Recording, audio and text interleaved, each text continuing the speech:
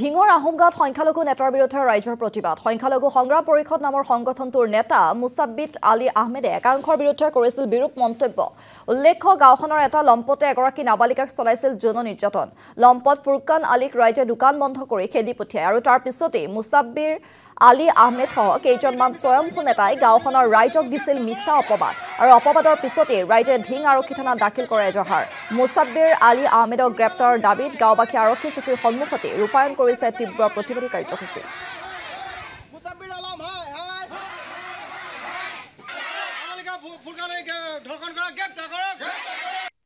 তো এই তিৱা গাঁওখনৰ ওচৰতে লগতে মানে কি আহোমগাঁৱৰ আৰক্ষী নিবাসী আছে তো আৰক্ষী নিবাসত থকাৰ লগতেই মানে কি এখন দোকান পোহত মানে এটা যুঁজ কাৰ্য এটা লিপ্ত হৈছিল দোকানী এজন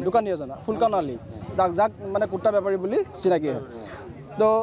ইয়াত মানে কি আমি তাৰ কাৰণে আমি গাঁৱৰ ৰাইজে উচিত শাস্তি ল'লোঁ মানে কি ইয়াৰ পৰা খেদি পঠালোঁ কিন্তু তাৰপিছতো যিটো আইন ব্যৱস্থাটো তেওঁলোকে জানিব আইনেই জানিব কিন্তু তাৰ ভিতৰত এজন মুছাব্বিৰ আলী আহমেদ যিজন হৈছে সংখ্যালঘু নেতা তো তেখেতে আহি পেলাই ইয়াত মানে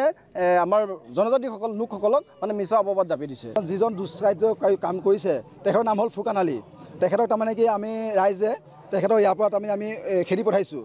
তেখেত কিবা এটা কামত লিপ্ত হৈছিল তেখেতক আমি খেদি পঠাইছোঁ কিন্তু অসম সংখ্যালঘুৰ নেতা এজন আহি যে মুছাব্বিৰ আলম আহমেদ তেখেতে আহি আমাৰ মিছা অপবাদ এটা দি তেখেতে তাৰমানে কি আমাৰ ৰাইজক তাৰমানে একে আঘাত দিছে তাৰমানে সেইটো কাৰণে তাৰমানে ৰাইজ তাৰমানে শংকিত হৈ ৰাজপথত ওলাই আহিছে তেখেতৰ বিৰুদ্ধে তাৰমানে কি আইনগতভাৱে আমি ব্যৱস্থা ল'ব দিছোঁ।